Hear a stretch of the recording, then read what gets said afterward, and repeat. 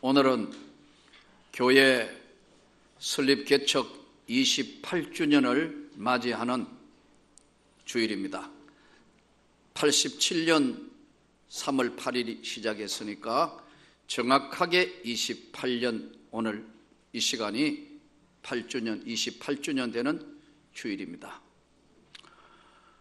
1986년도에 2월 달에 제가 있었던 경상북도 청송군 진보면이라는 지역에 학교에 교사를 하고 있던 제가 교회에서 이루어진 집회에 참석했다가 은혜를 받았습니다.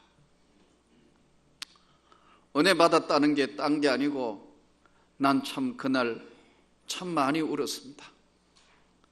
내가 지금까지 돌아보니까 제일 많이 울었던 것이 그날 내 자신이 참 바보스럽고 탐욕과 이기심에 가득 차 있으며 나같이 부족한 인생이 없다는 것을 알고 주님을 만나던 그날 한없이 눈물을 흘리며 주님 앞에 부끄러운 살아온 내 인생을 회개하는 시간이었습니다. 그리고 또 돌아보니까 제일 많이 울었던 때가 어머니 돌아가시던 때, 돌아보니까 어머니에게 너무 잘못했다고 생각해서 참 많은 눈물을 흘렸습니다. 86년도 2월 13일 하나님의 성령께서 부족한 인생인 저에게 찾아오셔서 저는 소위 은혜를 받았습니다. 울보가 되었어요. 성경만 읽어도 눈물을 흘리고 찬송을 불러도 눈물을 흘리는 참 바보가 됐어요. 그때 그전에는 찬송 부르고 성경 읽고 그런 교회 생활을 안 했느냐 하면 교회 생활을 했어요. 그런데 주님이 내 영혼에 찾아오고 난 데는 난 참 바보가 된 것 같아요. 1년간을 기도하며 생각해 보니까 은혜를 받았을 때 하나님께서는 저에게 하신 말씀이 있었습니다. 너는 구약 성경 320페이지를 펴보라는 그야말로 거부할 수 없는 영적인 음성을 들었습니다.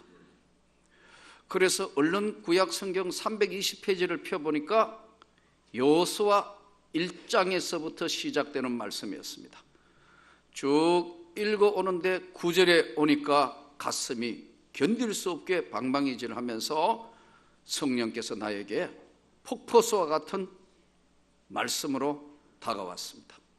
마음을 극히 강하게 하고 담대해라. 두려워 말며 놀라지 말라.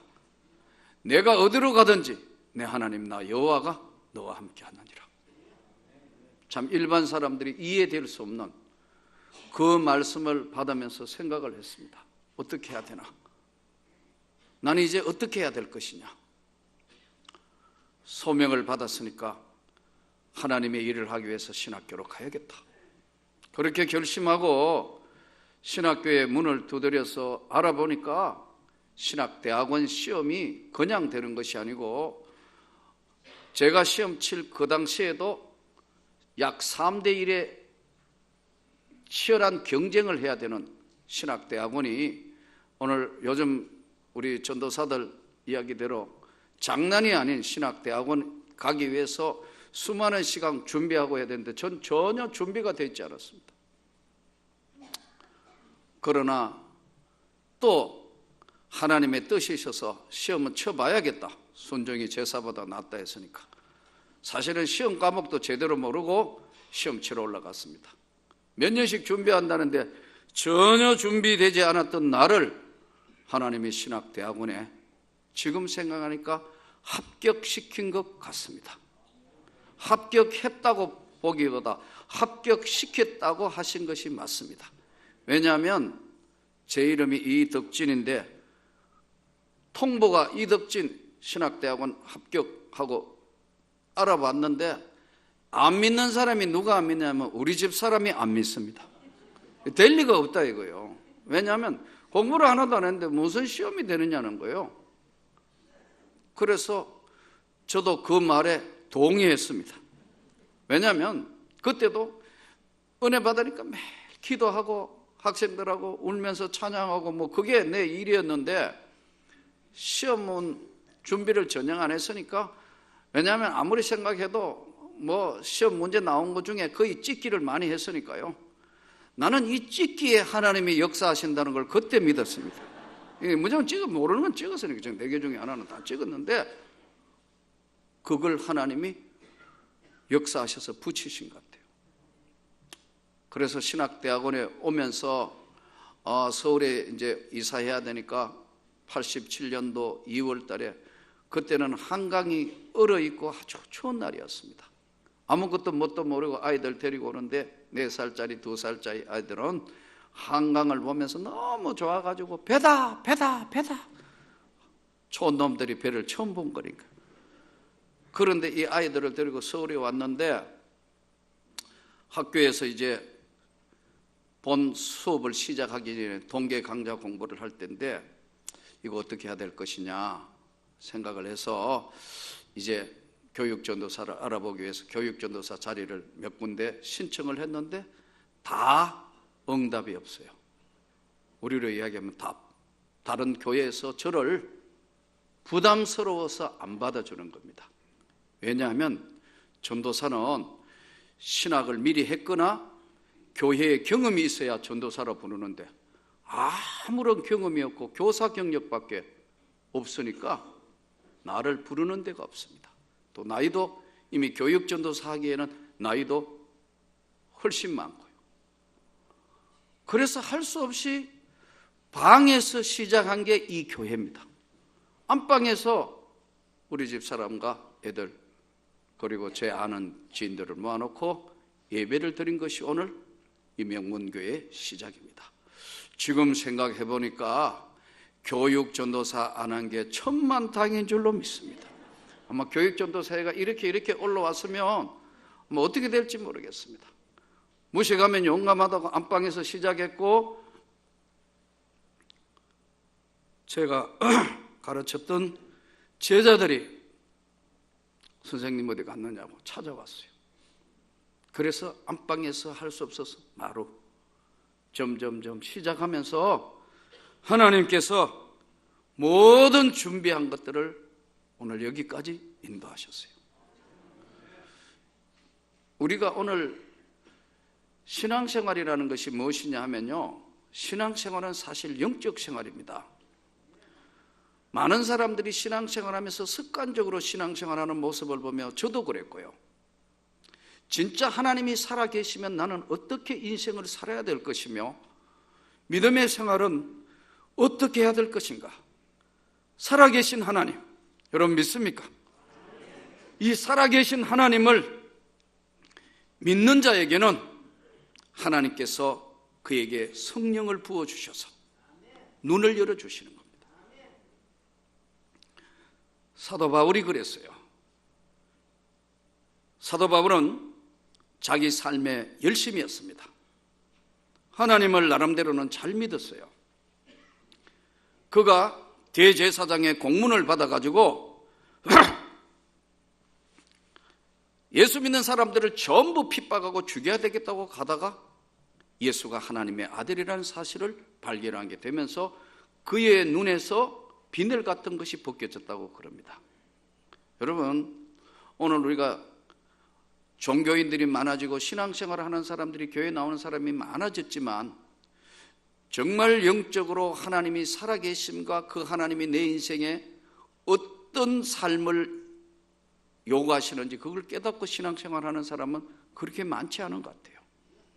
저는 오늘 본문 성경 말씀대로 육에 속한 사람은 하나님의 성령의 일들을 받지 아니하나니 이는 그것들이 그에게 어리석게 보이며, 우리가 신앙생활, 믿음생활, 기도생활, 헌신생활 하는 게 세상 사람, 육의 사람들의 눈으로 볼 때는 참 어리석게 보이는 것이고, 또 그는 그것들을 영적인 세계를 알 수도 없나니 그러한 일은 영적으로야 분별되기 때문이다. 그래서 신앙생활은 하나님께서 눈을 열게 해주셔서 영적으로 초대된 생활이에요. 아멘. 그래서 오늘 우리가 정말 열심을 품고 신앙생활을 다시 하나님의 은혜의 삶을 살려고 할 때는 하나님이 영적 세계의 눈을 열어주시는 거예요. 성경에 보니까 요한복음 3장에 니고데모라는 사람이 이야기가 나옵니다. 관원이고 부자고 부족한 게 없는 사람이에요. 이 사람이 예수님 앞에 옵니다. 선한 선생이여, 내가 무엇을 해야 영생을 받습니까? 하나님 외에는 선한 사람이 없다. 예수님 말씀이. 그래서 이 사람이 이제 계명을 지키라. 다 지켰습니다. 근데 이 사람이 거듭나야 되고 영적으로 하나님의 사람이 돼야 된다는, 영적으로 누구든지 물과 성령으로 거듭나지 않으면 하나님의 나라에 들어갈 수 없다는 영적 세계에 대해서는 전혀 모르고 율법만 지키면 그냥 천국 가고 하나님의 앞에 믿음의 삶을 사는 것으로 생각했는데, 예수님께서 네가 거듭나야 되겠다. 그러니까 답답하니까 묻지 않습니까? 내가 나이가 얼마인데 다시 모태로 태어날 수 있습니까? 네가 영적으로 거듭나야 된다는 것을 그걸 오해했도다. 여러분, 오늘 우리가 믿음 생활하면은 성령의 역사와 믿음의 삶의 은혜를 입으면 영적으로 눈이 열려지는 겁니다. 근데 이 세계를 모르고 신앙생활하는 사람이 너무 많다는 거예요. 교회 생활하면서도 여전히 육적 생활을 하기 때문에 영적으로 하나님의 은혜를 입어야 하는데 이 영적 생활에 한 번도 접촉이 되지 않는 사람 많아요. 제 경우가 바로 그랬단 말이에요. 주님을 만나는 날 한없이 울었다. 나같이 부족한 인생, 나같이 모자라는 거 하나님이 찾아오셨다는 사실 앞에 거기에 감격해서 한없이 울은 겁니다. 여러분, 오늘 이 영적 세계에 들어오면 하나님이 몇 가지의 세계의 눈을 열어주시는데 그 첫 번째가 영분별의 은사를 주셔요.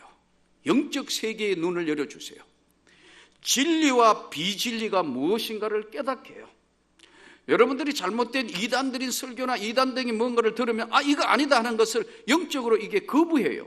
성령의 하나님의 사람들은 이게 아니구나. 진리와 비진리를 구별할 수 있게 되고요.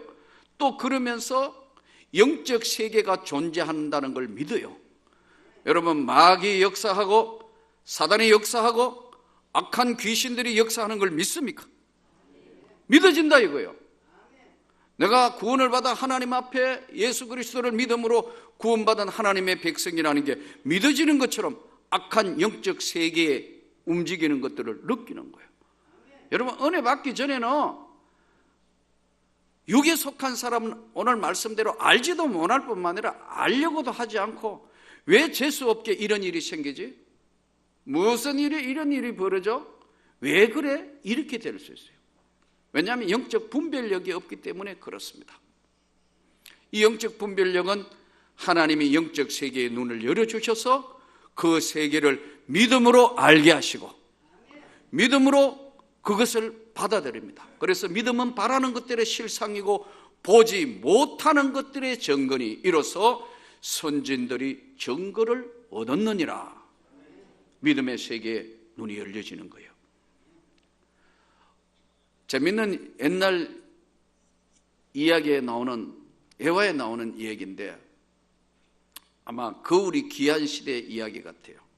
이 거울을 이제 남편이 구리 거울이었겠죠? 그 옛날이니까 거울에 내가지고 자기만 이렇게 보고 딸지도 않는데 그 거울 좀 두만 돌 텐데 숨겨놓고 또 보고 나갈 때마다 보고 숨겨놓으니까 부인이 저게 뭔가 우리 남편이 매일 어디 갈 때마다 보고 하니까 거울을 쫙 빼니까 그 안에 웬 젊은 여자가 있는 겁니다. 우리 남편이 지금 웬 젊은 여자하고 지금 나 모르게 지금 젊은 여자를 만나는가 보다 싶어서 시어머니한테 찾아가서 어머니, 애기 아빠가 지금 여자가 생겼습니다. 어디 여자가 어떻게 생겼냐 하니까 이걸 한번 보시라고. 그래서 시어머니가 거울을 보이 확상 늙은 할머니가 지금 있길래 어머니 봤죠 하길래 시어머니가 거울을 던져놓고 나가면서 하는 말이 기왕에 데려올 것이면 젊은 걸 데려와야지 박상 늙은 걸 데려왔냐. 여러분, 은혜가 떨어지면 분별력을 상실합니다. 이 분별력을 상실하는 이유가 뭐냐면 교만하면 분별력을 상실해요. 저는 앞서가 있는 선배들, 후배들 목회를 하다 보니 많이 봅니다. 교인들 수많은 사람들이 같이 신앙생활하면서 여러분, 교만은 패망의 선봉이요 넘어짐의 앞잡이라. 교만하면 분별력을 상실합니다. 그래서 육으로, 성령으로 시작했다가 육으로 끝내는 사람도 많이 봤습니다. 저는 여러분들이 끝까지 겸손할 수 있기를 바랍니다. 나 같은 죄인 살리신 주 은혜 놀랍다고 늘 초심으로, 첫사랑으로 돌아가지 않으면 영적인 분별력을 상실해요. 다윗을 보십시오. 그렇게 훌륭하고 통일왕국의 최대의 기도자고 하나님과 가까운데도 그의 일생 보면은 방심하고 또 그가 하나님의 은혜에서 잠시 멀어지니까 여러분, 바세바 사건도 일어나고 그 남편 우리아가 죽음을 당하는 살인 교사하는 데까지 개입이 됩니다. 훗날에 그것 때문에 엄청난 다윗은 그 생애의 고통을 받습니다. 자식이 죽이려고, 아버지를 죽이려고 쫓아옵니다. 왜 그렇습니까? 다윗이 모자라서 그런가요? 아닙니다. 겸손하지 않으면 교만은 무서운 병입니다.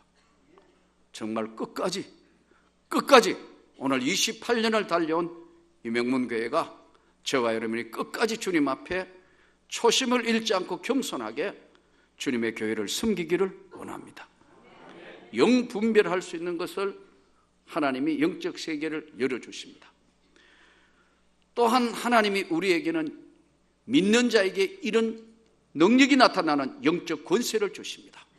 사도행전 1장 8절 말씀대로 성령이 너희에게 임하면 유대와 사마리아와 땅끝까지 복음의 증인이 될 것이다. 권능을 받고 성령이 능력의 권능으로 임해서 권능을 받고 내 증인이 될 것이다. 영적인 권세와 능력이 나타난다는 거죠. 이때 여러분, 기도의 능력이 나타나고 찬양의 능력이 나타나고 오늘 우리 아멘 찬양대에 나타난 것처럼 찬양의 능력이 나타나고 기도의 능력이 나타나고 은혜의 능력이 나타나고 전도의 능력이 나타나고 하나님의 말씀의 능력이 우리를 감싸는 걸 느끼게 됩니다. 이 영적 권세가 나타나면 반대편에 사단의 공격도 집요하게 공격합니다. 대부분 큰 교회들이 어려움을 많이 겪는 건 여러분, 영적인 악한 영들의 세력도 강하기 때문에 그렇습니다. 나는 우리 교회 더 커지면 커질수록 아마 영적 싸움이 더 강해질 걸 믿습니다. 그러나 여러분, 기도해야 할 줄로 믿습니다. 나라도 기도해야 사는 것이고 교회도 기도해야 사는 것이고 하나님 앞에 끝까지 엎드려서 하나님의 은혜에 위로부터 주시는 권능을 잃어버렸을 때는 여러분, 이 영적 권세가 오히려 공격의 빌미와 공격의 어려움을 겪습니다. 여러분의 가정은 어떻습니까? 건강의 위협을 당하지는 않습니까? 물질의 어려움은 당하지는 않습니까? 가슴 조마조마한 일들은 없습니까? 이건 왜냐하면 사단이가 영적 공격을 계속하기 때문에 그렇습니다. 그러니까 성령의 은혜의 능력을 경험한 사람도 어찌하지를 못해요. 왜 이래 일어나는지 자꾸 불평하면서 그걸 깨닫지를 못해요. 이럴 때는 딴 방법이 없습니다. 기도해야 사는 줄로 믿습니다. 기도하는 것밖에 없어요. 어제도 우리 교회 출신이고 우리 정덕수 장로님의 사위인 장효인 목사님 저 파주에 개척교회 하다가 좀 성장해서 이전 감사예배 목사님 오시가 축도해 주시러 가서 이렇게 보니까 옛날 개척교회 하던 생각이 날 정도로 참, 그런데 제가 그렇게 이야기했어요. 하나님의 교회는 하나님이 하시는 것이다. 끝까지 초심을 잃으면 안 된다.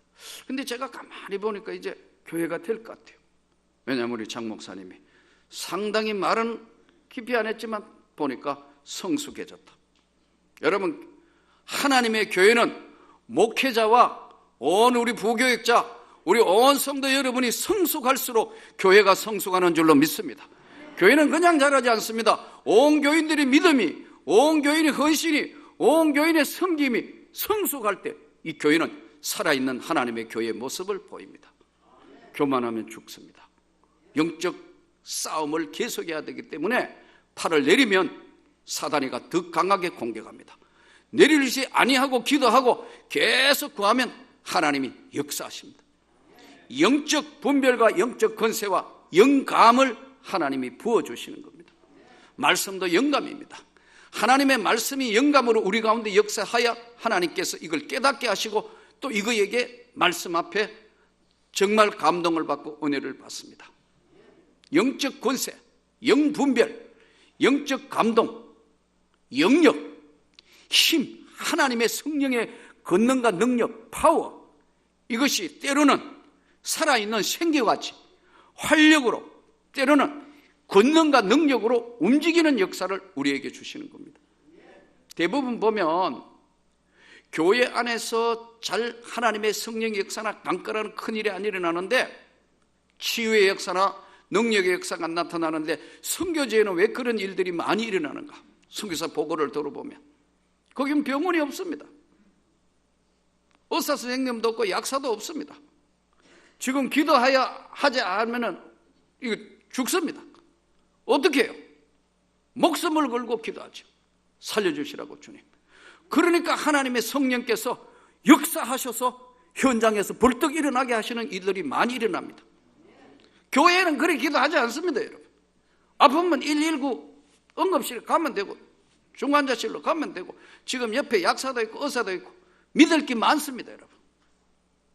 그러다 보니까 강력한 성령의 역사나 능력이 선교지보다는 덜한 이유가, 선교제는 절박한 상황에 왔을 때는 믿을 건 주님밖에 없습니다.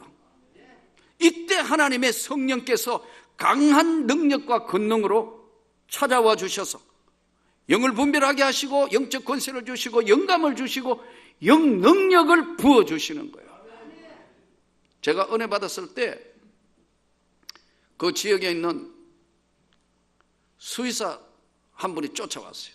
제일 첫 번째 알고 은혜 받은,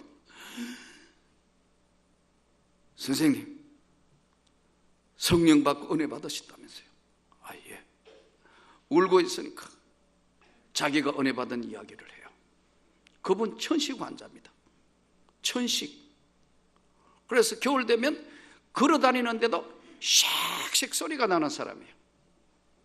그래서 천식 환자들이 가지고 다니는 기관지 확창 칵 쏘는 거 있습니다.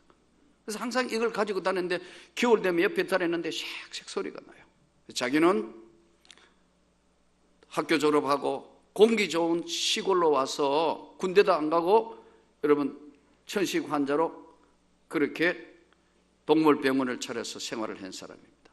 그런데 이분이 묘한 하나님의 은혜의 체험을 하게 된 거예요.